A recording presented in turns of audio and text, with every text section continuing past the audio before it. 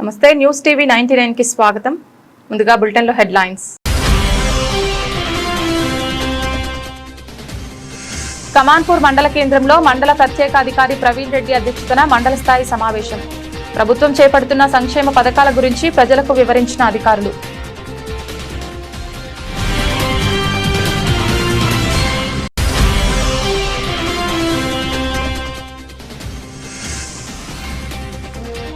కాళేశ్వర ముక్తీశ్వర ఆలయ ప్రతిష్టకు భంగం కలిగించవద్దు. ప్రెస్ మీట్ లో బీఆర్ఎస్ నాయకులు.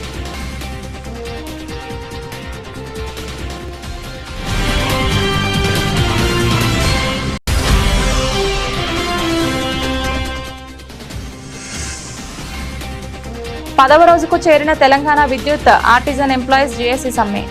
షాద్ నగర్ లో అర్ధనగ్న ప్రదర్శన చేసిన ఉద్యోగులు.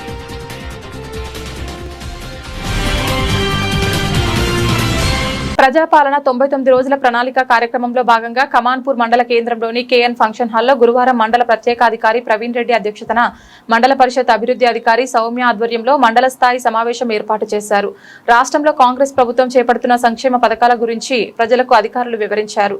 కార్యక్రమంలో తహసీల్దార్ వాసంతి, కమాన్పూర్ ఎస్ఐ కొట్టే ప్రసాద్, ఎంఈఓ విజయ్ కుమార్, ఏఓ రామకృష్ణతో పాటు ఆయా శాఖల అధికారులు, సర్పంచ్లు, ఉప సర్పంచ్లు, వార్డు సభ్యులు, ప్రజలు పాల్గొన్నారు. నేను కమాన్పూర్ ఎంఈఓ మరియు జెడ్పీహెచ్ఎస్ కమాన్పూర్ హెడ్ మాస్టర్గా పనిచేస్తున్నాను. మా పాఠశాలలో ఉన్నటువంటి సౌకర్యాలకు సంబంధించి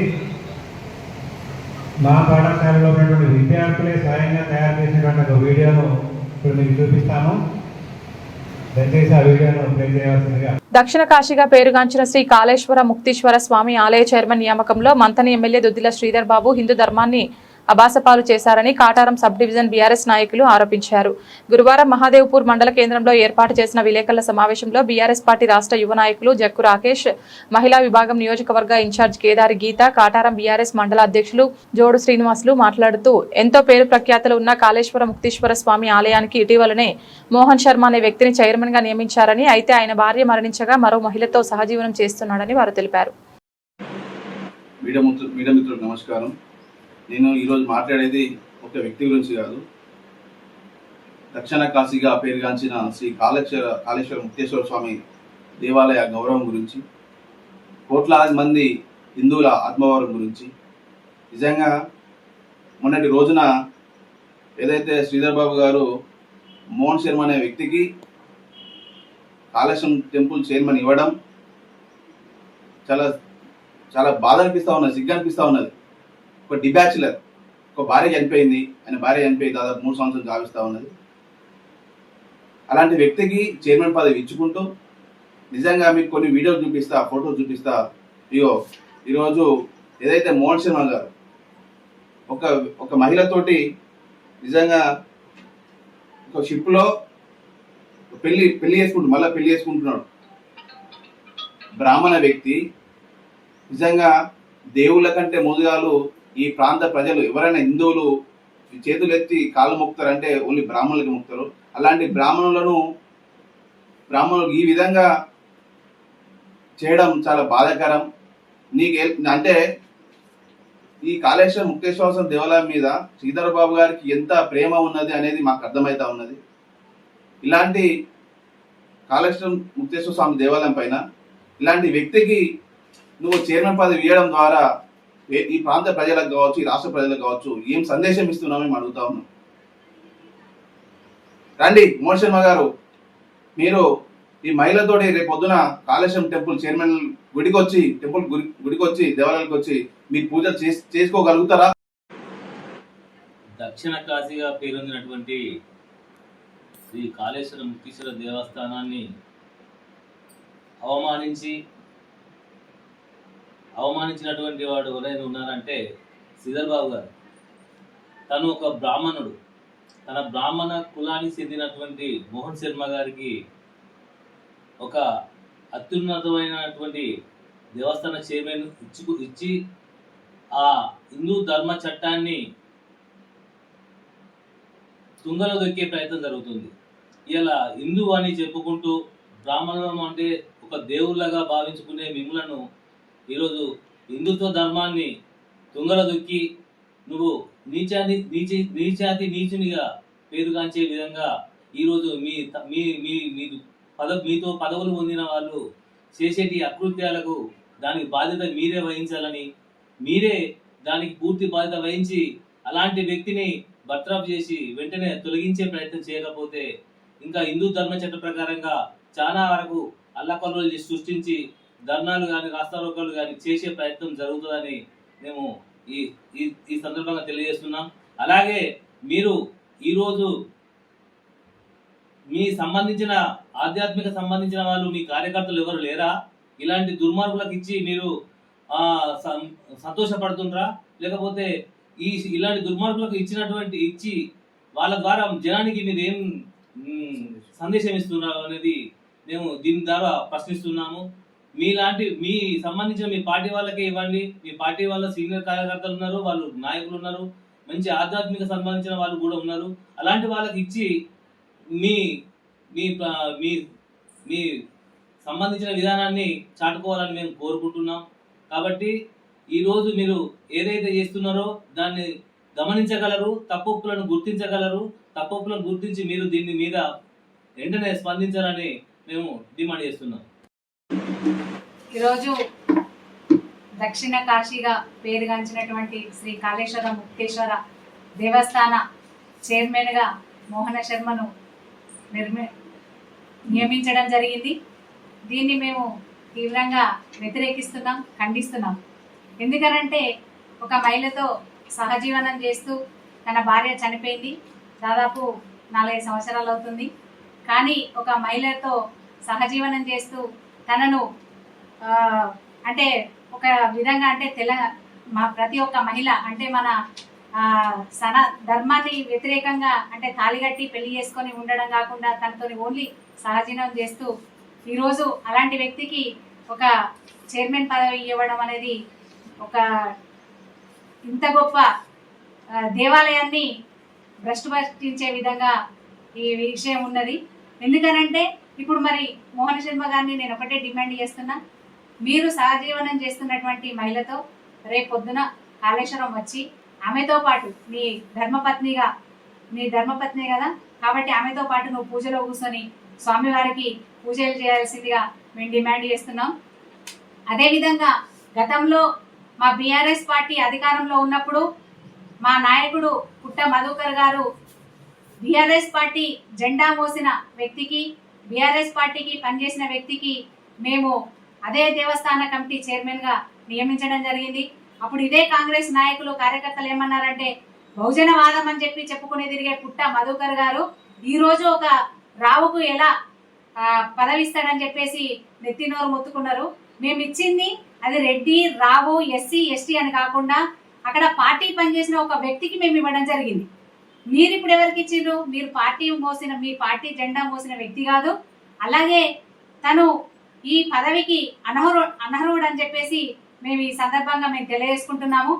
ఇప్పటికైనా శ్రీధర్ బాబు గారు ఈ తప్పిదాన్ని గుర్తించి వెంటనే మోహన్ శర్మ గారిని ఆ పదవిలో నుండి బర్తరఫ్ చేసేసి కొత్త వాళ్ళకి ఆ పదవిని నియమించాలని చెప్పేసి మేము ఈ సందర్భంగా డిమాండ్ చేస్తున్నాం.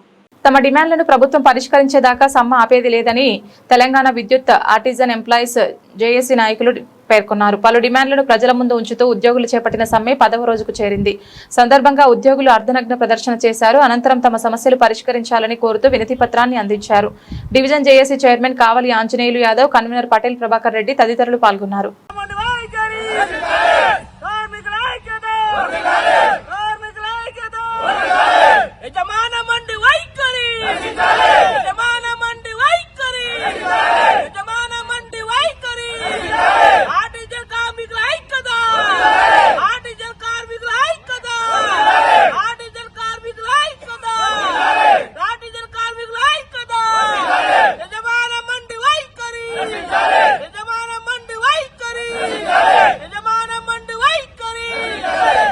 ప్రజాపాలనలో ప్రభుత్వం చేసిన ప్రగతి నివేదికలను ప్రజలందరికీ మున్సిపల్ కమిషనర్ కదీర్ పాషా చదివి వినిపించారు.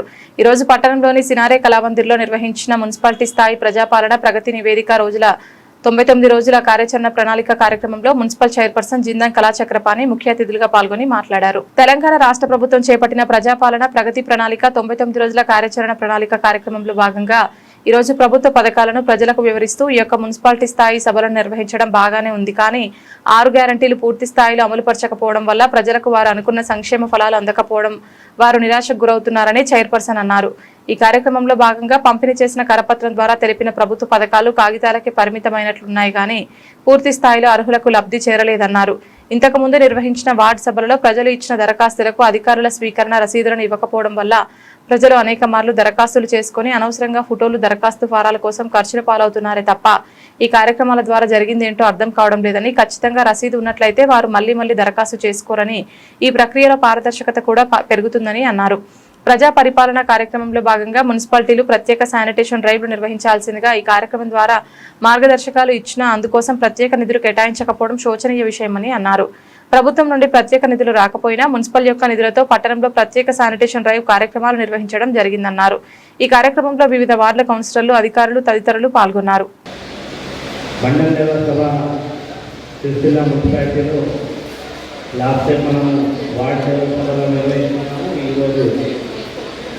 మండల దేవస్థానాలు ఆనందాన్ని వివిధ కార్యక్రమాలు మున్సిపాలిటీ ద్వారా వివిధ శాఖల ద్వారా చేపట్టడం జరుగుతుంది.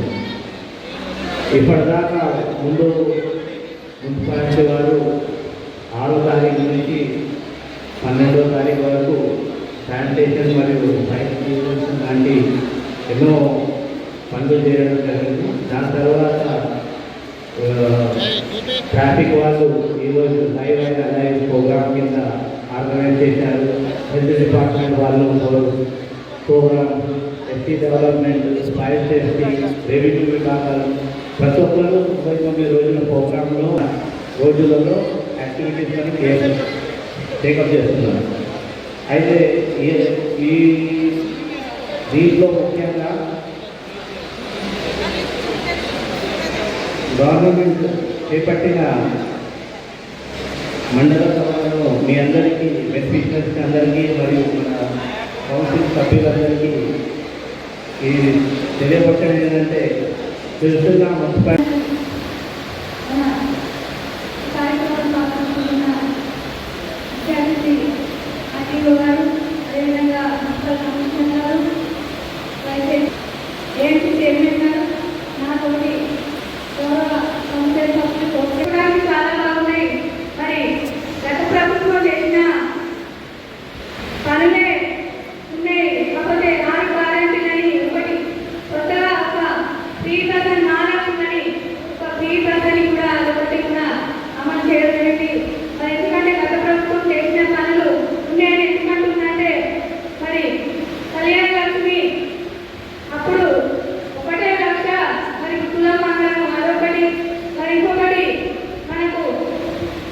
మనకు వికలాంగులకు 4000 పింఛన్లు, 6000 పింఛన్లు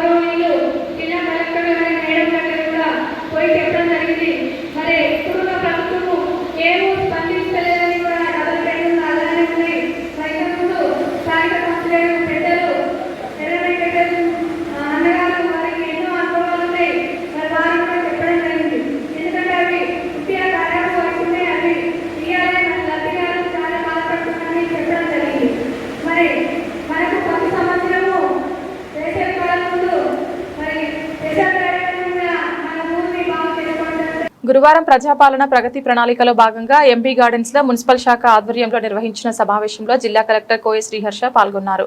ఈ సందర్భంగా జిల్లా కలెక్టర్ కోయ శ్రీహర్ష మాట్లాడుతూ తెలంగాణలో నూతన ప్రభుత్వం ఏర్పడిన తర్వాత ప్రజాపాలన పేరిట పాలన కొనసాగుతోందని, ప్రభుత్వం మహిళలకు ఉచిత బస్సు ప్రయాణం, నూతన రేషన్ కార్డులు జారీ, సన్నబియ్యం, రైతు భరోసా, ఇందిరమ్మ ఇళ్లు చేయూత, పింఛన్లు, గృహజ్యోతి, 500 రూపాయలకు గ్యాస్ సిలిండర్, ఇందిరా మహిళా శక్తి పేరిట వడ్డీ లేని రుణాల వంటి పలు సంక్షేమ కార్యక్రమాలను అమలు చేస్తోందని తెలిపారు.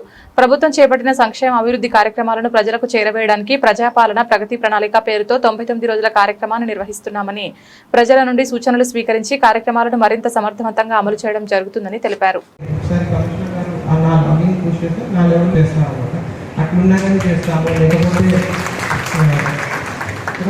ఫర్ ఎగ్జాంపుల్ 2011 13 ఆ టైంలో మనకి ఇందిరమ్మ ఇల్లు కొంత కట్టుకొని మళ్ళీ ఇప్పుడు శాంక్షన్ తీసుకున్నప్పుడు పాత ఇందిరమ్మ ఇల్లు వచ్చిందని రిజెక్ట్ అవ్వడం కానీ, లేకపోతే మీ పేమెంట్ ట్రాక్టర్ ఉన్నా కానీ, లేకపోతే పేమెంట్స్ రాకపోతే అట్లా కొన్ని సమస్యలు ఉన్నాయన్నమాట.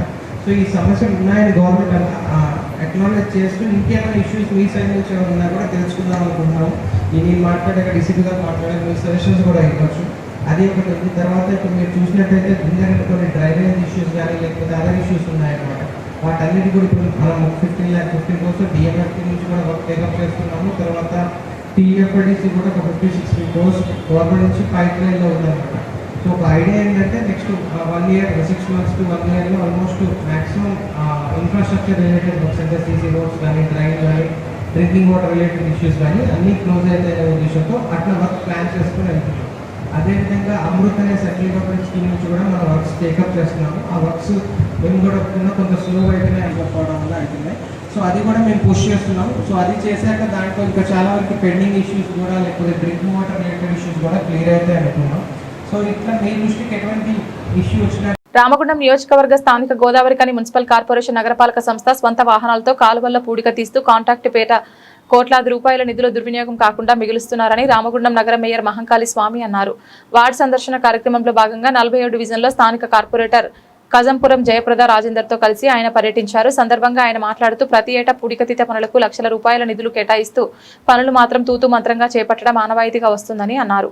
స్వచ్ఛ రామగుండంలో భాగంగా ఈరోజు 40వ డివిజన్ కార్పొరేటర్ సోదరిమణి జయప్రద రాజేందర్ గారి డివిజన్లో ఈరోజు ఉదయం 6 గంటల నుంచి మేజర్ నాలా ఏదైతే ఉందో దానికి సిల్ట్ తీసే కార్యక్రమం ఈరోజు ప్రారంభించడం జరిగింది.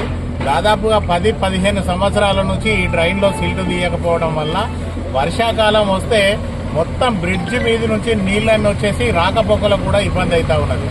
ఇంతకుముందున్న ప్రజాప్రతినిధులు కావచ్చు, అధికారులు కావచ్చు, ఎవరు పట్టించుకోకపోవడం వల్ల ఈ ప్రాంతం మొత్తం డ్రైనేజీ మీద పూర్తి స్థాయిలో అదంతా కూడా ఎంక్రోచ్మెంట్ చేసేసి కనీసం డ్రైన్ క్లీనర్లు కూడా లోపలికి వెళ్లకుండా ఆ డ్రైన్ మీద మొత్తం గోడలు కట్టడం జరిగింది. దాంతో ఇక్కడికి ఎవరు వర్కర్స్ రావడం లేదు, అధికారులు రావడం లేదు, ప్రజాప్రతినిధులు రాకపోవడం వల్ల పూర్తిగా నిర్వీర్యం అయిపోయి వర్షాకాలం వచ్చిందంటే ప్రజలు ఇబ్బందులు పడతా ఉన్నారు.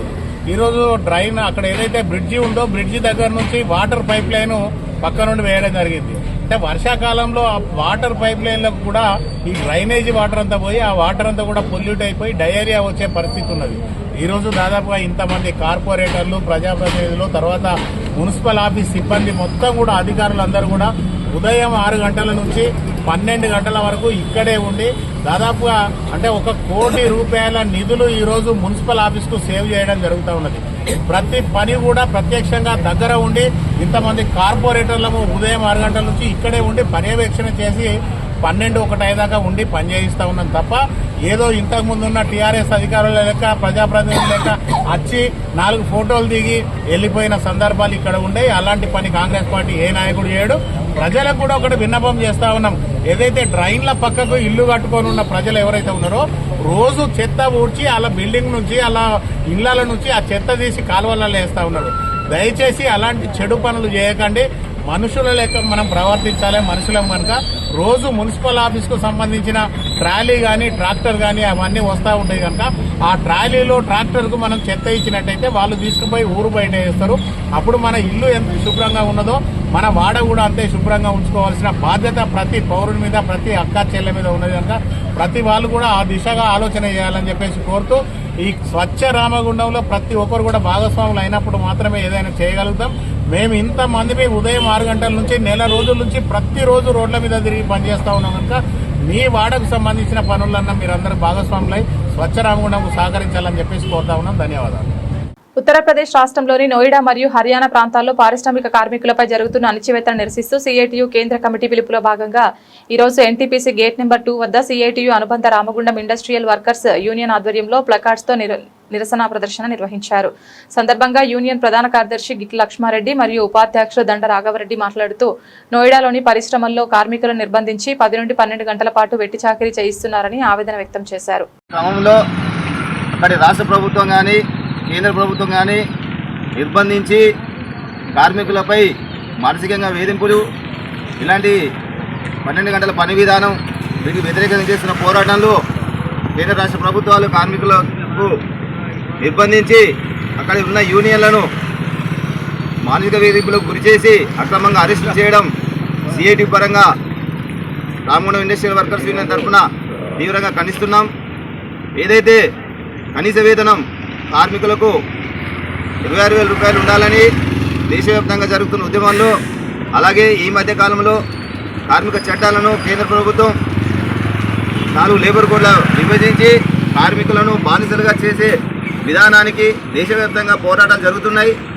ఆ పోరాటాల్లో భాగంగా నోయిడాలో కానీ హర్యానాలో కానీ కార్మికుల తిరుగుబాటు, దానిలోనే దేశవ్యాప్తంగా కూడా వాళ్ళకు మద్దతుగా మనం కూడా వివిధ పరిశ్రమల్లో ఈరోజు కేంద్ర సిఐటియు ఇచ్చిన పిలుపులో భాగంగా ఈరోజు మనం ఈ కార్యక్రమం నిర్వహిస్తున్నాము.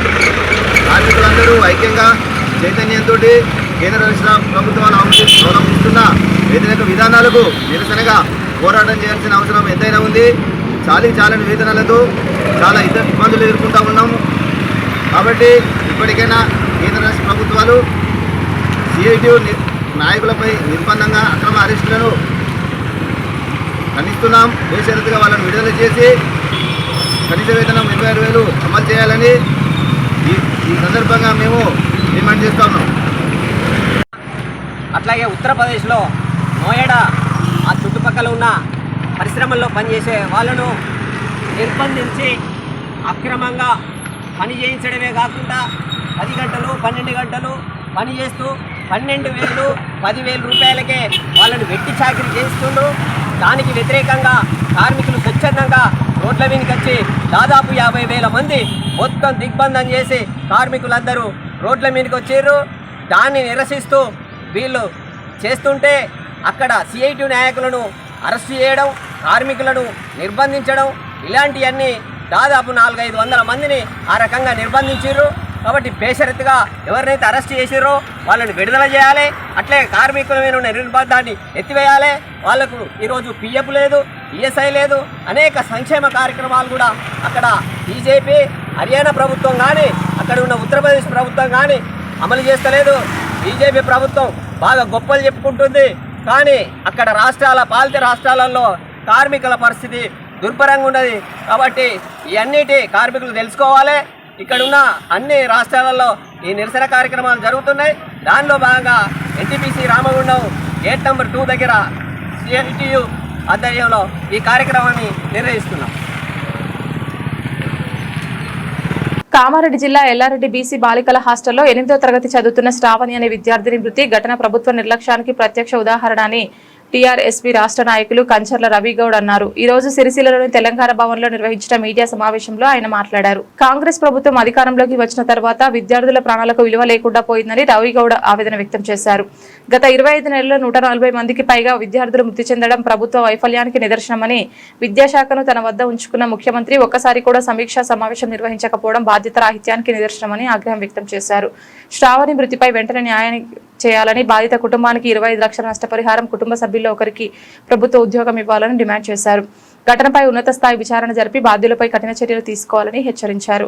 కార్యక్రమంలో ఆర్ఎల్లి వినయ్ కుమార్, సాధు, శేఖర్, ఎండి సమీర్, హరీష్, రామకృష్ణ తదితర నాయకులు పాల్గొన్నారు. ఈ రోజున కామారెడ్డి జిల్లా ఎల్లారెడ్డి కాన్స్టిట్యున్సీలో హాస్టల్ బీసీ బాలిక హాస్టల్లో విద్యార్థి చనిపోవడం చాలా దురదృష్టమని ఈ సందర్భంగా తిరగడం జరుగుతుంది.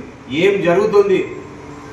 కాంగ్రెస్ ప్రభుత్వం వచ్చి నుండి దాదాపు ఒక 150 మంది విద్యార్థులు చనిపోయినా ఈ రాష్ట్ర ప్రభుత్వానికి చెల్లించకపోవడం చాలా దురదృష్టమని ఈ సందర్భంగా తెలియడం జరుగుతుంది. నిజంగా ఏం జరుగుతున్నాయి ఈ రాష్ట్రాల్లో? తెలంగాణ రాష్ట్రంలో రాష్ట్ర ప్రభుత్వం, కాంగ్రెస్ ప్రభుత్వం విద్యార్థుల పాలిట శాపంగా మారిందని ఈ సందర్భంగా తెలియడం జరుగుతుంది. నిజంగా ఆనాడు తెలంగాణ తొలి ముఖ్యమంత్రి కేసీఆర్ గారి నాయకత్వంలో గురుకుల వ్యవస్థనే దేశంలోనే నెంబర్ 1 వ్యవస్థగా మార్చిన మహానాయకుడు అంటే మా కేసీఆర్ గారు. ఇప్పుడు తెలంగాణ రాష్ట్రంలో కాంగ్రెస్ పార్టీ అధికారంలోకి వచ్చిన తర్వాత ముఖ్యమంత్రి రేవంత్ రెడ్డి గారి నాయకత్వంలో పూర్తిగా విద్యా వ్యవస్థను పూర్తిగా నిర్లక్ష్యం చేస్తున్నారంటే ఈ కాంగ్రెస్ ప్రభుత్వం అని ఈ సందర్భంగా చెప్పక తప్పదని ఈ సందర్భంగా తెలియడం జరుగుతుంది. నిజంగా ఒక్క ముఖ్యమంత్రి గారి దగ్గరనే విద్యాశాఖను పెట్టుకొని ఈ వ్యవస్థ మురంగం మన విద్యార్థులు చనిపోతుంటే ఇంతవరకు స్పందించకపోవడం చాలా దురదృష్టమని ఈ సందర్భంగా తెలియడం జరుగుతుంది. ఒక విద్యార్థి, పేద విద్యార్థి, తెలంగాణలో పేద విద్యార్థులే హాస్టల్లో చదువుతారు. హాస్టల్లో చదివే విద్యార్థి తల్లిదండ్రులు వాళ్ళను ఎంతో ఉన్నత స్థాయిలో చూడాలని మన తల్లిదండ్రులు పంపిస్తే మన విద్యార్థులు పూర్తిగా ఈ రాష్ట్ర ప్రభుత్వం వాళ్ళను పొట్టన పెట్టుకుంటుందని ఈ సందర్భంగా తెలియడం జరుగుతుంది. తల్లిదండ్రులకు పుత్రశోకం మిలిచిన ఘనత అంటే ఈ కాంగ్రెస్ పార్టీకి దక్కుతుంది, అలాగే రేవంత్ రెడ్డికి దక్కుతుందని ఈ సందర్భంగా తెలియడం జరుగుతుంది. నిజంగా ముఖ్యమంత్రి గారు మీరు ఇన్ని సంఘటనలు జరిగినా ఎందుకు రివ్యూ మీటింగ్ పెట్టడం లేదని మేము నిజంగా అడగడం జరుగుతుంది. ఖచ్చితంగా దానికి బాధ్యత ఈ రాష్ట్ర ప్రభుత్వం, ముఖ్యమంత్రి రేవంత్ రెడ్డి గారే బాధ్యత వహించాలని మేము బీఆర్ఎస్ పార్టీ పక్షాన డిమాండ్ చేస్తున్నాం. వారి కుటుంబాన్ని ప్రభుత్వం ఖచ్చితంగా ఆదుకొని 25 లక్షల రూపాయలు వాళ్లకు నష్టపరిహారం ఇవ్వాలి. అలాగే వారి కుటుంబంలో ఒకరికి ప్రభుత్వ పరంగా ఉద్యోగం ఇవ్వాలని మేము బీఆర్ఎస్ పార్టీ పక్షాన డిమాండ్ చేయడం జరుగుతుంది. ఇన్ని సంఘటనలు జరిగినా దాదాపు 25 ఏళ్లు గడుస్తున్నా రామగుండం ఐసీడీఎస్ ప్రాజెక్టులో అసలేం జరుగుతోంది? గుట్టుగా జరుగుతున్న అక్రమ వసూలు కింది స్థాయి నుంచి పై స్థాయి అధికారి వరకు చేతులు మారుతున్నాయా? ఇందులో టీచర్లు ఆయాలను సమిధులను చేస్తున్నారా అంటే అవునని అంటున్నారు టీచర్లు. ఆయాలు రామగుండం ప్రాజెక్టు CDPO ఆగడాలపై కొంతమంది టీచర్లు ఆయాలు నాగుల మల్యాల, స్వర్ణలత, మీన్షాజ్, నౌషిన్, కొండ తిరుమల, కంకనాల వెంకటరమణ, తోడేటి రాజేశ్వరి తదితరులు ధైర్యం చేసి ముందుకు వచ్చి పెద్దపల్లి జిల్లా కలెక్టర్కు ఫిర్యాదు చేయడం సంచలనంగా మారింది. అయితే రామగుండం ఐసీడీఎస్ ప్రాజెక్టులో చాలా కాలంగా జరుగుతున్న తతంగమంతా తమ ఆవేదన రూపంలో కలెక్టర్కు వివరించారు. అందరికీ నమస్కారం. నా పేరు నాగుల మల్యాల స్వర్ణలత. గత 18 సంవత్సరాల నుండి రామగుండం ప్రాజెక్టులో అంగన్వాడీ టీచర్గా పనిచేస్తున్నాను. ఎన్నో అవార్డులు, రివార్డులు, అంటే 18 సంవత్సరాల నా కెరియర్లో ఒక్క రిమార్కు లేకుండా నేను అంగన్వాడీ స్కూల్ను నడుపుకుంటున్నాను. కానీ CDPO మేడం అలెక్కే పటేల్ గారు వచ్చిన నుండి మాకు ఎక్కువ బాధలు కలుగుతున్నాయి. ఎందుకంటే తన ఆఫీస్లో ఉండదు, ఏదైనా సమస్య మీద మేము మాట్లాడినా కూడా ఫోన్ తీయదు. అంతేకాకుండా ప్రతిదానికి డబ్బే. ఒక పని జరగాలంటే, ఒకటి ఏది జరగాలన్నా కూడా డబ్బే ఇవ్వాలి. తనకు డబ్బు లేకపోతే అనేది పని జరగదు. ఏంటిదంటే ఆయా నుండి ప్రమోషన్ అయిన వాళ్ళకు కూడా 3 నుండి 4 లక్షలు, టీచర్లు ఆయాలు దూరం ఉంటే దగ్గర వేయించుకుంటే 10 నుండి 15,000. ఏదైనా ఫంక్షన్ అయినా ఆమెకు చీరసార ముట్టాల్సిందే. వాళ్ళ అమ్మ వాళ్ళ ఇంట్లో పని ఉన్నా కూడా ఆయాలను పంపాల్సిందే. ఎండాకాలం వేసవి సెలవుల కింద సెంటర్కు 500 రూపాయలు కూడా వసూలు చేయడం జరిగింది. అంతేకాకుండా మేము లీవ్ పెట్టుకున్నాం అనుకో, మీరు అటెండెన్స్ వేసుకోండి అమ్మా అని సగం జీతం కూడా తీసుకుంటుంది. దీని మీదనే CDPO మేడంకు నాకు ఘర్షణ జరుగుతుంది. మేడం, మేము చిన్న జీతగల్లం 13,650 రూపాయల జీతానికి మీకు 5-6 వేలు ఇస్తే మాకు ఎట్లా మేడం అని అట్లా తీసుకుంటూ కరెక్ట్ కాదని నేను ప్రశ్నించడం జరుగుతుంది. తన మీదనే మేము ఫిర్యాదు ఇద్దామనే టైంలోనే మేడం ఏం చేసిందంటే, నేను ఆ రోజు 8వ తారీఖు రోజు నాకు ఫంక్షన్ ఉన్నదని చెప్పి నేను లీవ్ పెట్టుకొని జరిగింది. లీవ్లో ఉన్న నాకే ఫోన్ చేసి మాట్లాడడం జరిగింది. కానీ ఆ మాటలలో నేను గట్టిగా మాట్లాడిన వాస్తవమే. కానీ నేను ఎవరిని దుర్భాషలాడలేదు, తిట్టలేదు, ఏం లేదు. కానీ దీని మీదనే నాకు సస్పెన్షన్ ఇవ్వడం జరిగింది. నేను ఆశ్చర్యపోయినారు ఎందుకు నాకు సస్పెన్షన్ అని. ఎందుకంటే 18 సంవత్సరాల నా కెరియర్లో రాష్ట్రపతి వందనానికి కూడా నేను. బులెటిన్ ముగించే ముందు హెడ్లైన్స్ మరొకసారి. కమాన్పూర్ మండల కేంద్రంలో మండల ప్రత్యేకాధికారి ప్రవీణ్ రెడ్డి అధ్యక్షతన మండల స్థాయి సమావేశం. ప్రభుత్వం చేపడుతున్న సంక్షేమ పథకాల గురించి ప్రజలకు వివరించిన అధికారులు.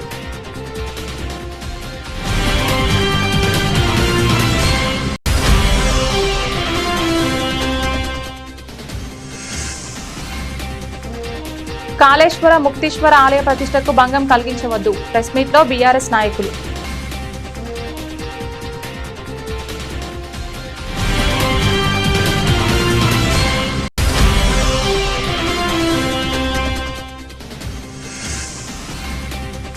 పదవ రోజుకు చేరిన తెలంగాణ విద్యుత్ ఆర్టిజన్ ఎంప్లాయీస్ జేఏసీ సమ్మె. షాద్నగర్లో అర్ధనగ్న ప్రదర్శన చేసిన ఉద్యోగులు.